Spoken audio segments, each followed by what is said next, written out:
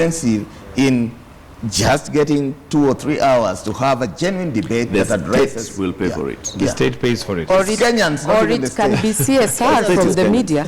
It can also be corporate social responsibility. Yes, for the media. Moving forward, hopefully that's something that can be put together, especially now that we're getting to 2017, and there seems to be a lot of undercurrents. And I'll come to the education sector in just a bit, but also just to hear what you have to say about Andy's article, and of course the fact that it raised a lot of emotion and a lot of reaction.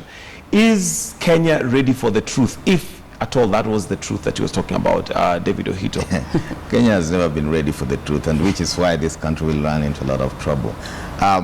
Even in terms of electing our leaders, we elect them because, you know, we are looking at some basic interests, either ethnicity, and if your clansman steals, it's not a problem. When the other clans people steal, then it's a national issue.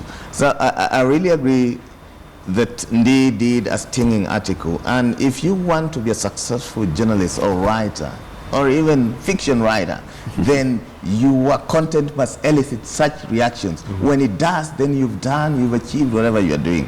But we are not in PR exercise in our content generation every day. And I think for it to have elicited such kind of a reaction, then there could be some truth in it. Yes, Eric, your take on the particular article that Project Kenya is dead and it's about time we call it a day. He scored 100%. You know, that's what he wanted to do. He was saying, guys, let's talk. Yeah. And you talked. That's it.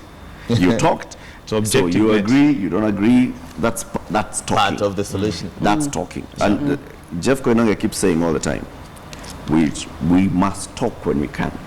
Because let's not get to a point, we run the risk of getting to a point where we cannot talk anymore.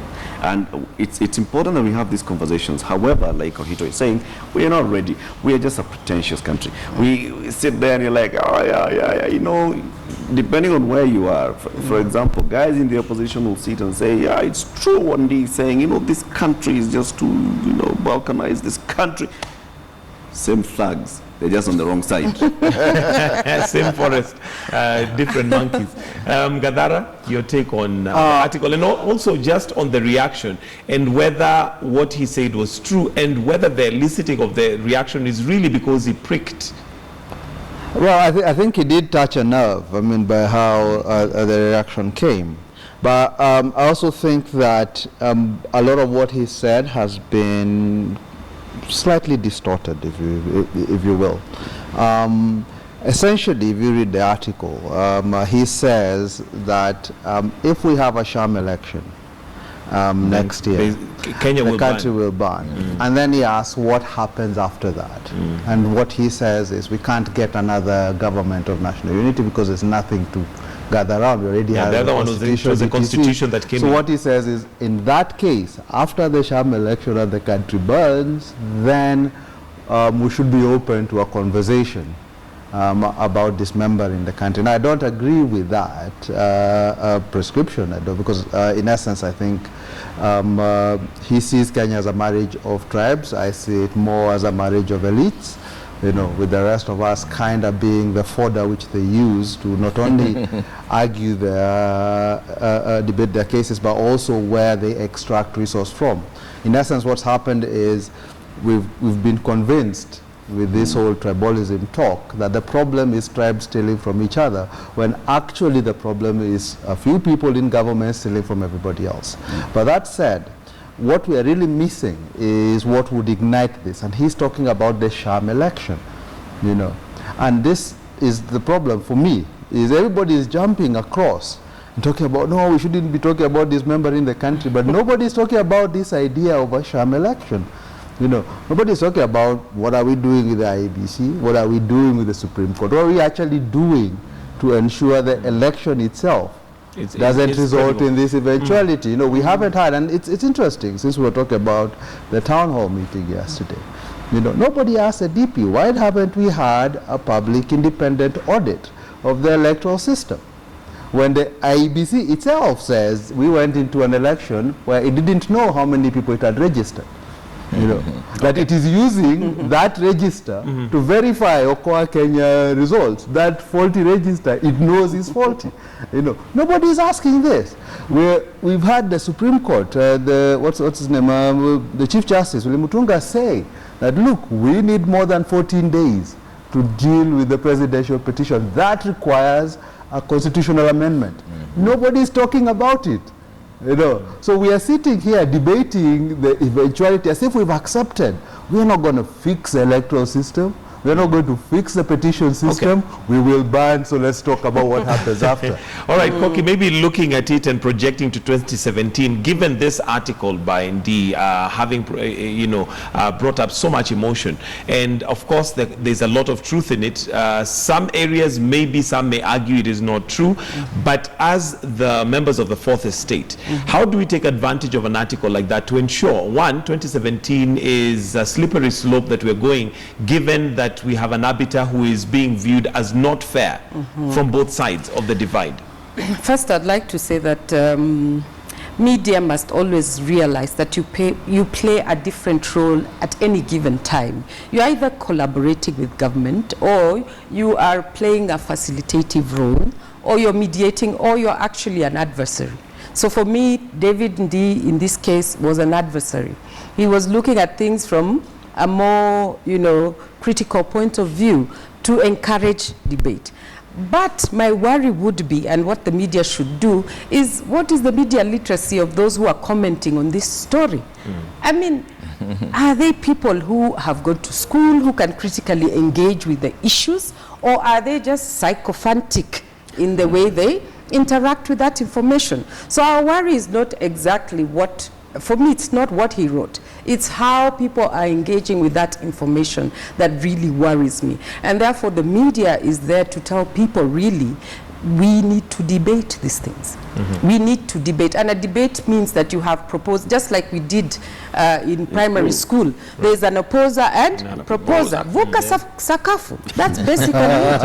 Now, if people cannot debate at that level, then we have a big problem. We're either going to school and not getting literature enough, or we are going to school and we cannot interrogate issues that affect our country. Secondly, I also think that besides the fact that he more or less tends to be a bit risky in the way he puts his argument, we should also think about, like he said, what is it that is going on in terms of constitution, our constitution, the new constitution 2010, when he talks about IBC and judiciary, and he talks about their weaknesses.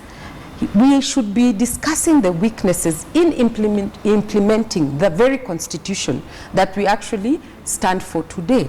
The constitution is a blueprint. Now, if the institutions that basically have been built around those constitution, the constitution, are weak, then we have to interrogate that. We have a big problem. It's not just like a story of marriage.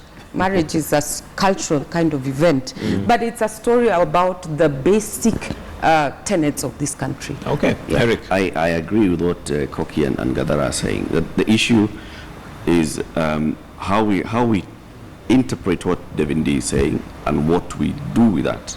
And then the media, or what the role the media will play. For me, I think the biggest story that Ndi is trying actually to say is nationhood. How we coalesce together as a nation and build a nation and have fidelity, utmost fidelity to the nation. These other stories that, keep emerging here, for example, read an article and its senior editor says, the Jubilee reacted to this by saying arrest Ndi. Who said it's Jubilee who started the hashtag arrest Ndi, and but then also starting also to coalesce around the fear that has been propagating slowly. And I said this a couple of weeks back. IEBC, we are starting that conversation that is trying to make us feel that IEBC is incompetent. And I think it's wrong. It's wrong for us to keep harping that story that IEBC is incompetent. When you say for us, you mean media? Yes, and for the country. To keep thinking at the back of our heads that IEBC is incompetent, IEBC is incompetent, IEBC is incompetent, because no matter what happens, you'll always look at it as It's a sham election. I really have to jump in here. Let me finish. Yeah. It was conducted by an incompetent body. Fine, we have the IEBC. It's not a creation of one arm or the other of the government. It's a creation of the constitution. Correct. And the structure and composition of the IEBC is very clear. And it's very clear how it's come to be. When IEBC was created, there was no hue and cry that no, we've jumped the constitution, we should not have put so and so there, we should not have had this number of commissioners, we should not have done this. If you're looking at the structure and composition of IEBC as a problem, then we should look at it vis-a-vis the constitution. What does the law say? Is it constituted properly or not? All right. What the Chief Justice is saying that we need more time, now that's a fruitful debate, because he's saying from experience, from the last experience, we needed more time. Not that we need to have regional balance in the 7 members of the Supreme Court. No, it's about the time, the technical aspects of doing the job. If there is a presidential runoff, then of course it will. We are not talking about whether IEBC has the technical capacity. We are looking at this IEBC is wrongly constituted. You remember even last time they did ABCD. We are creating that thing. We did the same to Kivuitu. He did a successful referendum in 2005. 2 years later, he did a sham election. Okay. Yes, but my exact point is IBC has to be judged not just by its composition, which I don't think is the main issue, but by its performance. And I think the issue for me goes even beyond IEBC. It goes to the electoral system itself and how capable and how able it is to reflect the views, and accurately reflect what Kenyans actually want. We've got a situation where, by their own admission, IEBC says there's a problem with registration. We know that. We know there was a problem when they carried out the election itself because we had frozen screens, BVRs weren't working, etc. So we know carrying out an election is a problem. In the case of the petitions, in the presidential petition, we know there's a problem. We don't have enough time. In fact, the last petition was not weighed on its merits. The Supreme Court essentially said we don't have enough time to do this, and even afterwards, you had a Supreme Court judge who went to a workshop in Mombasa and said, well, if we had more time, we might have ruled differently. This is not what you want your electoral system to give you, And the fact that we are not sitting back and saying, how do we sort out this? The fact that for the last 3 years we have not had an audit of this system, an independent audit that says, okay, here are the problems, here are the laws that need fixing. In 2013, the president signed into law the campaign finance bill. It's a law there that is supposed to regulate how much money these guys can spend in campaigns. Yes.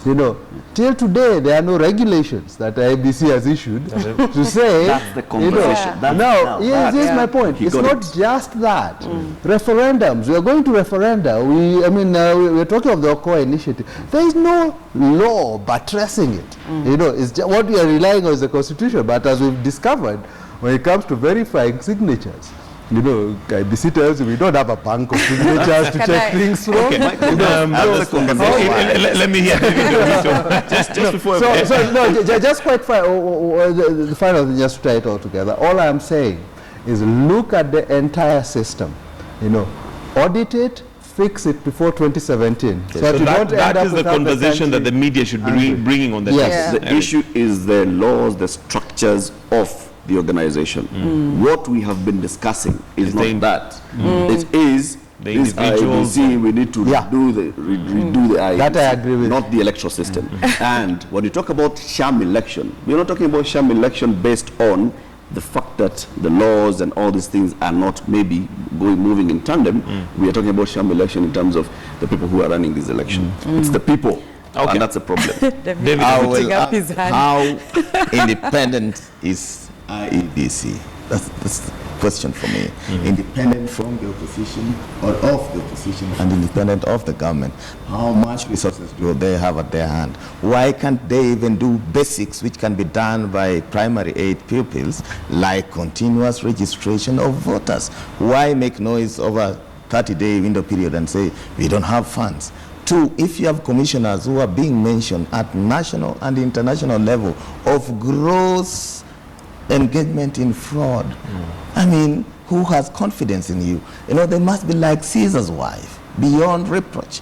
That is what we expect of IEBC and of judiciary. So we have a judiciary whose judges are being asked question about integrity. You have an IEBC facing similar challenges. It doesn't matter what the law says. It's like going to a church where the pastor is a rapist. I mean, who would go to that church every Sunday? Nobody. Even if you go, you would better not listen to the guy, read your Bible, and go back home.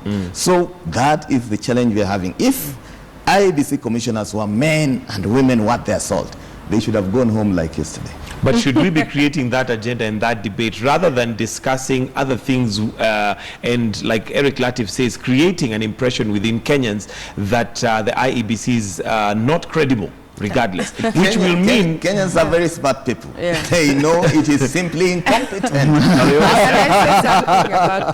I think from an organizational point of view, IEBC really needs to internally reflect, because a lot of reputation issues are about perceptions. What people think, it might not be what is going on the ground, but it's just their thoughts. And the current thinking makes the organization kind of stigmatized. No matter what they do, the Malindi election went well. Maybe the Kericho one went, you know. So they really have to, you know, fix that. But then and the other element of fixing it is also about leadership. People look, even from an MBA point of view, you want to see integrity, you want to see ability, and you want to see benevolence. And that's one thing that most government entities need to understand. I need to know that if I go to IEBC, I will be served accordingly. Sure. Not like the other day when I went to Woodley, I stood in the sun just trying to have my, you know, my voter's card, you know, taking such a long process. And it's a computer. I mean, we all work with computers. It's not a difficult thing to do. You know, the one thing with the media and how it reports this, and this is, it's been a criticism I've heard of the press for a long time. Essentially, you're reporting it from what the politicians are saying.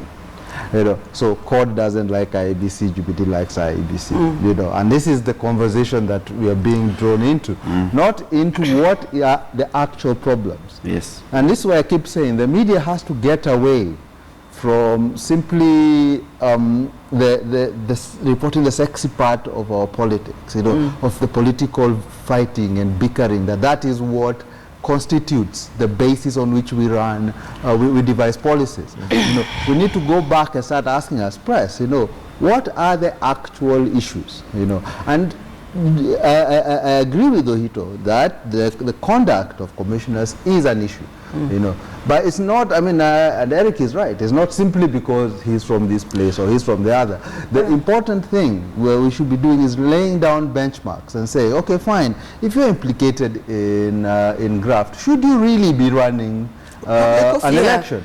You know, the second thing is, what are the systems that we have underlying our electoral systems? Do they work? Don't they work? Let's audit it. Let's look at it. And the media has got to lead this. The fact is, our politicians won't do it. The reason they won't do it is they're not interested in changing the system. Yes. They are interested in taking it over as it is. They all want to steal elections. We know that they all try to. You know, but they're not interested in free and fair competition. So it's up to the media, you know, to stand in the place as the fourth estate, you know, and to push this, yes, and to become the megaphone, not for politicians, but the megaphone for Kenyans and what their concerns are. But why does media in Kenya exist? There is always the commercial element, and you want to sell news. So that would really interfere with resources that you have within the organization to tell these other stories. So if we've been trained, like the politician has been trained to create drama around an issue, we rush there, you tell the story. And those studies actually exist because you use media logic. I, as a politician, understand what media wants to put up front. I go and do the drama, and you come and report. But you forget the responsibility to tell me, who probably doesn't want the drama bit, what is exactly going on, for example, in Makueni? What is going on in which other country? But again, like you say, maybe that's news that may not pay the bills, so we'll look for what pays the bills. So then you have to ask yourself, are you just paying bills, or are you existing to make people more Brings us back to the point, David Ndee's article. nationhood. You see, we have skirted around that issue. We have gone into what will happen, we'll kill each other, these IEBC is wrong, we're going to have a sham election. We have forgotten. How do we actually look back at what Ndi is saying? How do we make sure that all of us as Kenyans are first and foremost feeling that we are Kenyan? And then everything else becomes secondary. Because if we actually got to a point where all of us are feeling we are Kenyan, then it would also be easy, even for the media, to sell the agenda of we are informing you. Yeah, but now make the decision. But right now we are looking at, there's a wing here that really is an opposition stronghold, and I've got to feed them the fodder that they want, because they are thinking this way.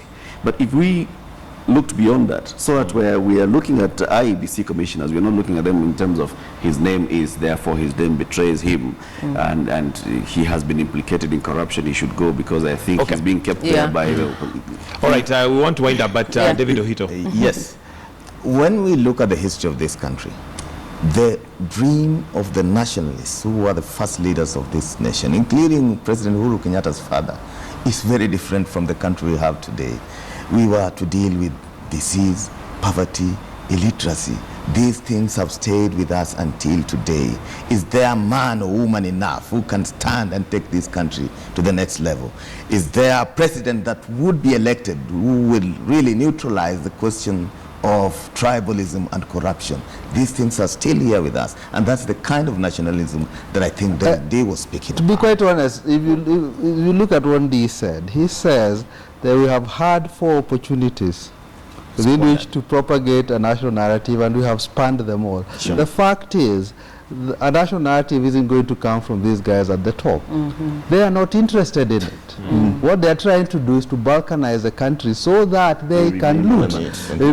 And we need to understand this, because once we do, then we can ask, how do we start pushing and enforcing and actually forcing them to adhere to national discussions, to national priorities, not ethnic ones. And don't forget, even when we say ethnic ones, they're not interested. The Kenyattas are not interested in Kikuyus, Ruto is not interested in Kalenjins. He is interested in Ruto. Yes. That's what he is doing. That's what And the thing is, once you understand that, you see how they have utilized and manipulated ethnicity, which isn't a problem. Indonesia has thousands of ethnicities. But what they have done is manipulated it to undercut the whole narrative of a nation. And that's what he was saying. We need to wind up. I'll need your closing comments, Koki. And given that we have the State of the Nation coming on tomorrow, possibly as journalists, training journalists, what should we be looking out for? We already have an idea of what the script is for tomorrow's State of the Nation address. What should we be looking at so that by the time it's done, we're already out with poking holes, or at least trying to create a relevant debate? I think even before I mention that, media should not just think about payroll, bankrolling themselves. There are other forms of getting funding for what you have to say. You can collaborate with NGOs, you can collaborate with other people to tell those kind of stories. Now, what the media needs to look at, and I said it last time, is Jubilee is giving information against its own manifesto. I think that's basically one of the benchmarks. Secondly, will be the Vision 2030 that they have hinged their development agenda on. And of course, that basically will bring out Vision 2030. Yeah, I mean, that will basically bring in those issues. How about also looking at the SDGs? Things that they have signed against and more or less are trying to implement. Yes. Okay, Eric, possibly on what we should be looking out for as the State of the Nation address is given tomorrow, so that by the time we go to press on Friday, we actually have, other than just reporting what was said, which everybody will watch anyway, we should be able to create a constructive debate around the speech that will be given. We should have started earlier. Like we're already running last late. We should have started earlier. Now that we didn't, let's look at the speech. Let's look at what they've actually done. Okay. So we can compare, what is said, this is what we've done, versus against what benchmark. So it's like saying, I have scored a 40% that, 40 means it's out of 100. So what didn't you score? 60. Yeah, what happened with the 60? Yes. Okay, we'll have to wind it up right there because of time. I know David Ohito wanted to say something, but director says time is up. So thank you very much, Patrick Gathara, who's a communications expert, Koki Robio Cheng, who's a senior lecturer at USIU in journalism, Eric Latif, a journalist, and last but not least, David Ohito, who is a digital editor with Standard Group. That's where we'll have to wind up Newsroom this morning, but do stay with us. We've got news updates coming up, and later on our health, we'll be looking at cancer and some of the myths that have surrounded especially diet when it comes to cancer. So don't go away.